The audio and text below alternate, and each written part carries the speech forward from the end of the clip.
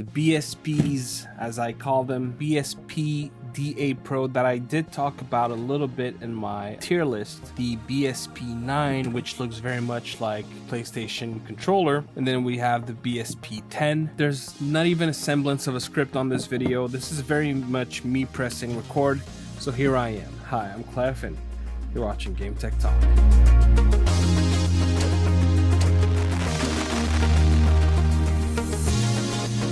First off, the three controllers you just saw, I bought them with my own money. Before we get into the controllers, I've been having a hard time pressing record. That's why I'm here just doing it. Mainly because I am about to go on the biggest trip I've ever been in my entire life so far. Both for me and my wife, we've traveled, we've took the plane a couple of times, but we never left the Americas. And we're leaving for Iceland in like 3 days. And I'll be making content, by the way. I'm excited. My wife is excited, our kids are excited, but it's been causing me a little bit of stress. Good stress, but I'm just having a hard time getting my head into the game. One more thing. I still haven't opened a single one of these. You may have seen a short on the Vader 4 that I did. It is confirmed. FlyDigi gave me the authorization to give away 2 of them, and there might be a third. The videos for these controllers will be on August 10th, if I recall. They asked that I follow an embargo date, so as long as that happens. However, there might be a hands-on video. I am talking with another company that is not FlyDigi. That'll depend on them, but I'm hoping to do an hands-on video before the actual review, so stay tuned for that. And I still have to review this one, and I received this one, and there's another one that I'm keeping under lid, but if I receive it in time, I hope, before I leave for my trip. I think it's going to be a very, very interesting video, and one that I will definitely travel with. So I'm super excited for that. Fingers crossed that I'll get it in time. But it's been released by Customs. I saw like about an hour ago. So this is the D8 Pro, the D9, and the D10. They all look very different. They're all from the same brand, but they all share a lot in common. And so I don't consider this to be a review of none of the 3 products, but we'll go over some of their features. They have a few differences here and there, but they definitely share a lot. I'll ask you very humbly and honestly, let me know if you guys are interested in reviews on these controllers. I've been sitting on them for quite some time. I just hadn't gotten around to talking about them. And let's start with the D9. Now, one thing that all of these 3 controllers have in common is that they stretch really, really wide. I wouldn't say wide enough to fit, like, for example, Tab S8 Ultra or Tab S9 Ultra.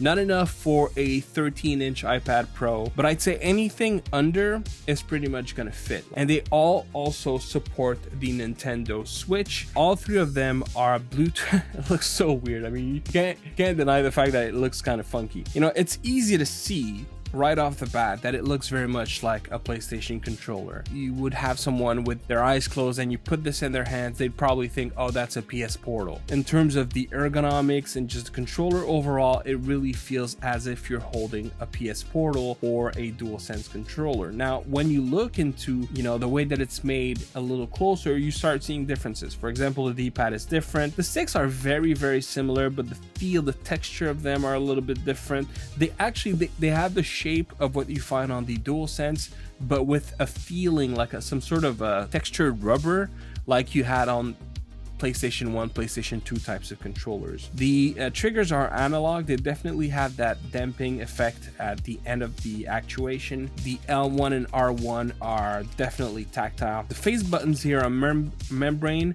and the D-pad has a center pivot, also membrane. You do have back paddles right here, and the charging port, surprisingly, here is right up on top. I really like that they include these little things, these little inserts, so that your phone or your tablet or whatever you're using with these controllers do not hit the backboard. And then you have those little like rubber fat thingies that you have on the corner so that it holds onto your phone. For the most part, it plays fairly well with cases. Not perfect, but I could also just move that a little further down like this, where I don't have to deal with a camera bump, and that should work better. They're very curious types of products because they are extremely feature rich. And then you have different modes. So based off of which button you hold once you push home, it should trigger Bluetooth into a different compatibility mode. You do have turbo on these controllers, and you also have haptic feedback. They all have those features. They're all compatible for iOS, for Android, and for Switch. So, you know, we talked about the G8 Plus, and don't get me wrong, and we'll talk about that by the end of this video. The G8 Plus is a fantastic controller, but I do have to admit that on a budget, this is surprisingly feature rich. And that's one thing that I was shocked by when I took the BSP D8 Pro. Let's move to the next one. But yes, in terms of feel, it's surprising. You know, and that'll be a repeated theme. It's really surprising how these controllers feel, because they do feel good. There are a lot of controllers that feel way worse than these ones. And let's move to the D10. Now, the D10, I'm sure you've seen, there is something unique about it, which is that it has a Peltier cooler. I'm not sure how to pronounce this word. You have Hall effect sticks, Switch support, iOS, Android. It uses Bluetooth. Now, the thing that is specific about this very model, that cooler you have to power individually. There are no batteries for it. You really have to have a wire that will power the fan. There is no fan speed, nothing. It's surprising. Every time I pick up that controller and I touch the thing, it's very cool. It is the case now. Like, I'm touching it and it feels cold, and the room I'm in is not particularly cold right now, but this thing is definitely working the way that it should. Also, it has a spring, it's spring loaded. So it really applies a pressure on the device that you put it on, and it looks like this. So for this one, you're not using some of those pads that I showed you a second ago, because all the spring action comes from what you have here. Truth be told, I haven't tested it while heat throttling the phone, but from what I've read, it does improve a little bit in terms of temperature. I don't know that when looking at a phone so compact like the iPhones, for example, that it would make such a tremendous difference that you would get that much more of a better experience. I don't think it is to that degree, but at the end of the day, it's one of those things that the more temperature that you can take away from your phone, the better that it is. There's really no reason why you wouldn't want to have that if that is an opportunity. And I know that a lot of people have been wanting something like that, especially from Gamester, which should be coming very shortly. They have a new upcoming model, the X3 Pro Aurora. You can find a little bit of information online. So you have membrane face buttons, but they do have a spring action that is very loud if that's important for you. I would think that you're probably going to hear that. Feels a little bit obnoxious, but the feeling of the buttons is really, really good. And I like, they have some, I wouldn't say glossy, they're definitely not matte, they have some kind of a sheen to them, which is very pleasant. It almost looks like a candy, a Skittle or something. Here you do have a little bit of a center pivot, membrane. These ones, the sticks are asymmetrical compared to the previous one that we just looked at. The triggers also are analog. They do have a little bit of dampening effect, but not as much as the previous one. The shoulder buttons are clicky, and as you can see, they're both textured, which feels kind of nice, honestly. It's not unpleasant. Now, by the way, these controllers, they are compatible with an app called Shooting Plus V3, which is the same app that iPega controllers would use. Just to give you guys the heads up, it advertises things like screen mapping. On iOS, it doesn't work. There is a way that you can activate the feature, but it just, in my experience, it has not worked in nearly for like 5-6 years. It used to be supported in a much older version of iOS. It hasn't been in, I say 5-6 years, it's probably more than that, to be honest. Like, we're talking if you have modern hardware and a modern controller that works with screen mapping on iOS, please let me know, because I have not seen that in so many years. Possibly not the best game to showcase the quality of the sticks, but I can assure you these sticks feel very pleasant overall, especially again considering the price point, considering the quality that these are based off of the price that is. it's surprising, it's shocking how good and reliable that they can be.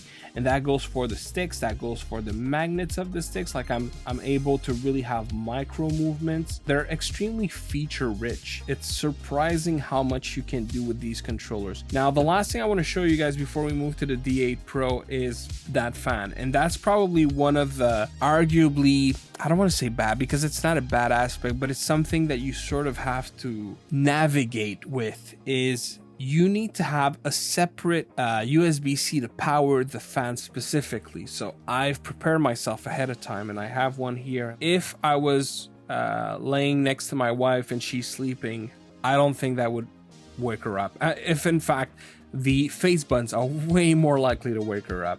But it kind of, it's ramping up actually.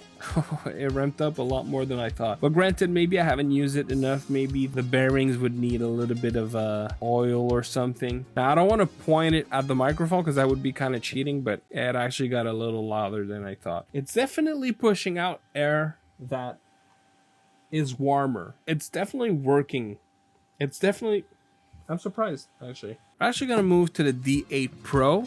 And we're gonna move to the Switch because there's something I want to show you guys. We haven't tested the haptics yet, which I'm pretty sure they all have, and that'll tie in with my hands-on impression of all three BSP. Here, let's use that as an opportunity to see if we can wake up the Switch. I'm pretty sure we can. Yeah, it does wake up the Switch. So the one thing that I want to show you guys with this controller, and again, it has all the features, right? So you can actually do gyro, as you can see here. It does have rumble. However, this is a behavior that I've seen on the Switch only on cheap controllers. So think of it this way, and I'm not sure exactly what it is, but I have a little bit of an intuition into what it is you have the first party and the best quality third party options, which will give you HD rumble, right? Or ALPS linear rumble. They have different names. Basically, it's what you know to be HD rumble. Very layered, very minute, gives you a more layered and in-depth kind of sensory experience in terms of haptics. Then you have the rotary motors, you know, the ones that we would have in older PlayStation controllers and current Xbox controllers. Different qualities in terms of rotary motors, but they have a very distinct kind of shaky, rumbly feeling in terms of the sensation that you get from the rumbling effect of these controllers. And then you have what is here, a motor that is not rotary, but it is some sort of a haptic quality that is closer to what you find in HD rumble. Here's the thing, and I took kind of a long detour, but it's gonna make sense. What I think these motors are trying to do is they're trying to convert the HD data line on motors that just do not operate on those frequencies, and it gives for something very, very unique, which is not so cool. I don't know if you guys are gonna hear it. I hope you will. So I'm gonna stop talking now.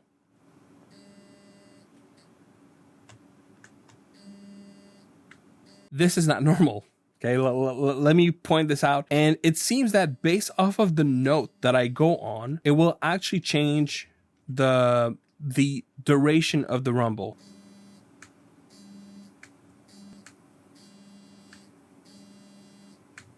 You'll notice that the later notes are longer than the ones at the beginning. It's basically usually what you hear on HD rumble is just do, re, mi, fa, sol, la. You know, like you hear musical notes. Whereas here, it's just the same rumble effect, exactly the same. There is no layer whatsoever to that rumble.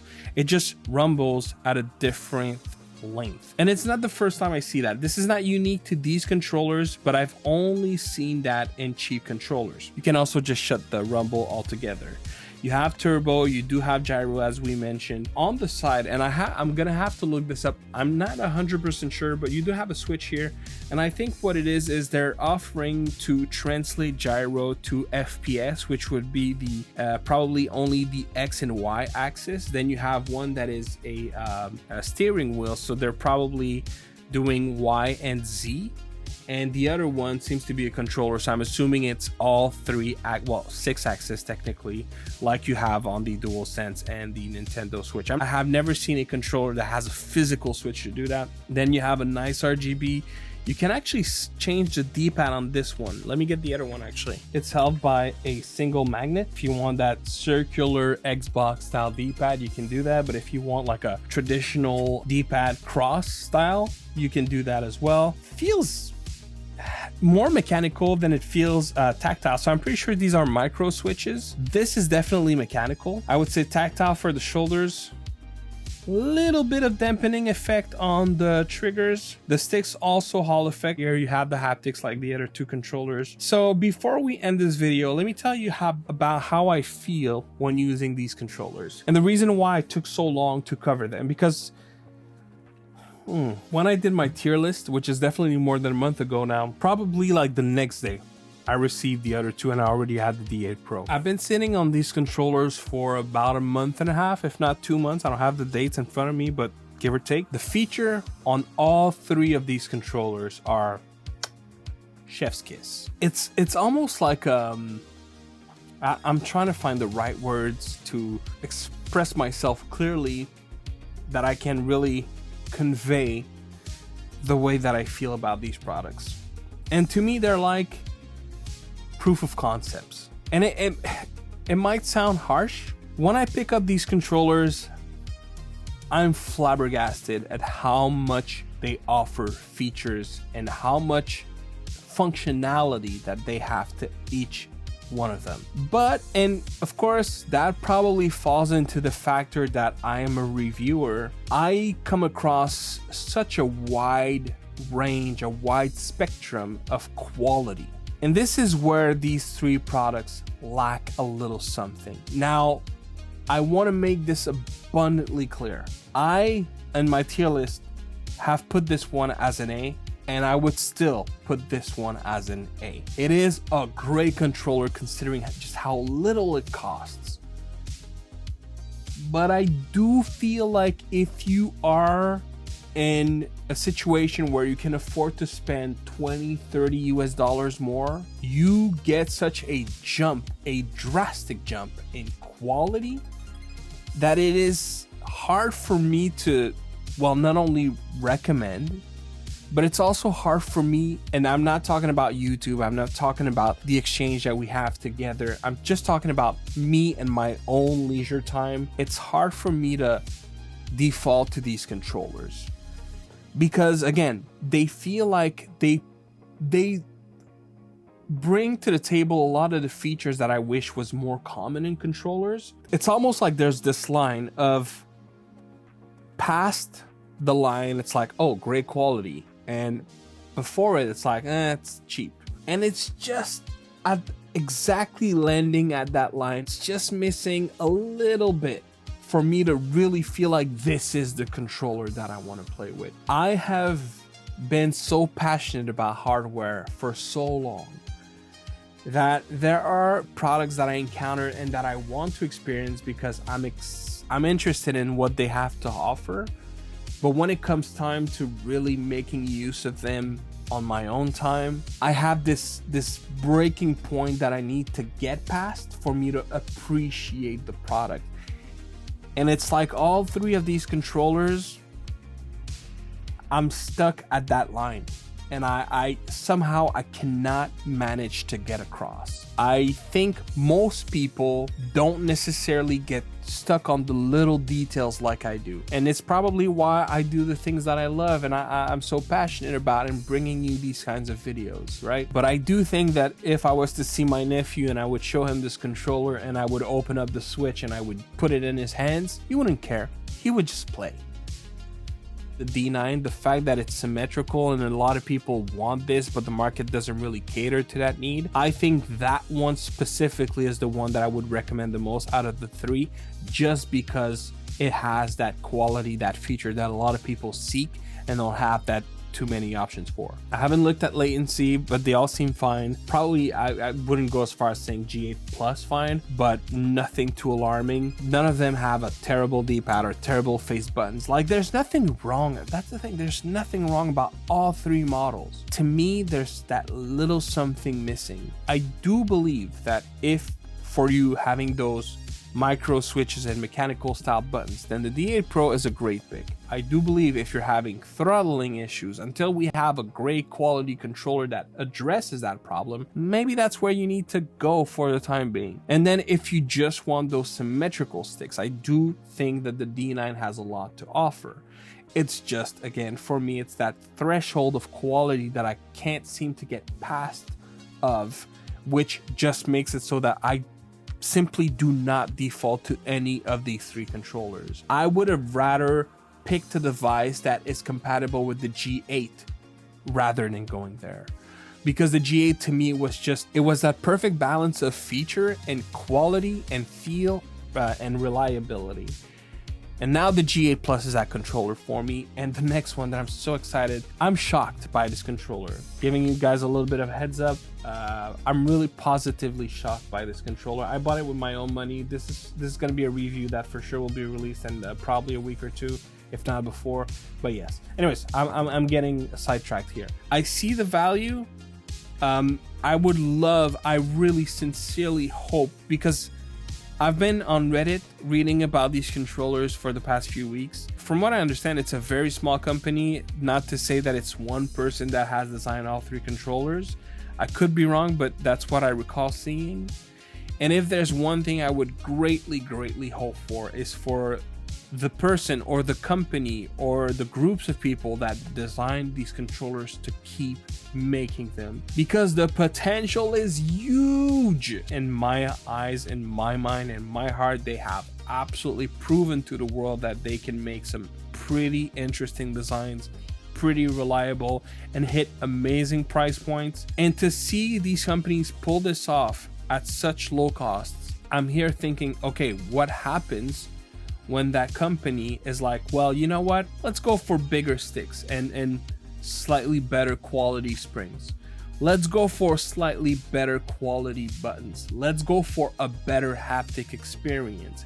Let's go for a more reliable Bluetooth experience. Like, what happens when this company is like, you want quality, we'll give you quality?